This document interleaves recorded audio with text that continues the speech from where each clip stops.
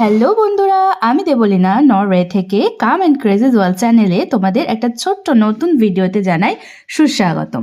তো আমরা নরওয়ে স্ট্যাভাঙ্গারে যেখানে থাকি সেদিন ছিল ফুড ট্রাক ফেস্টিভ্যাল, ঠিক যেরকম আমাদের ইন্ডিয়াতে খাদ্য মেলা হয়। আর এখানে ছোট্ট ছোট্ট ট্রাকে করে সবাই যার যার নিজের মতো খাবার বানিয়ে সেল করে। তো সেটাকেই বলছে ফুড ট্রাক ফেস্টিভ্যাল। যেহেতু ট্রাকে করে বিক্রি হয় তাই জন্য এর নাম ফুড ট্রাক।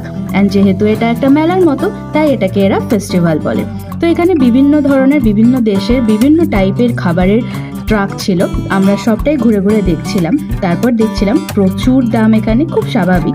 এরকম যেখানে খাবার বিক্রি হয় সেখানে তো খাবারের দাম অবভিয়াসলি বেশি হয়। তো আমরা মোটামুটি একটা জায়গায় দেখে সেখান থেকে খাবার নিলাম। আমরা ট্রাই করেছিলাম একটা জাপানিজ ফুড কিউজিন। তো সেখানে আমরা নিয়েছিলাম যে ফুড বোলটা, সেখানে ছিল রাইস, তার সাথে কিছুটা চিকেন ফ্রাই, কিছুটা সস আর কিছুটা পিকল ছিল। পিকলে কিছু কিছু ভেজিটেবলস ছিল। এখানে ভেজিটেবল পিকলসই মেনলি আমরা হচ্ছে Japanese chicken fried with rice.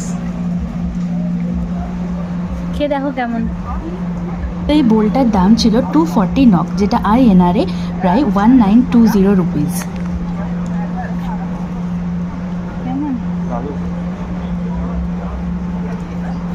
তো চলো আমরা ফুডটা এনজয় করি।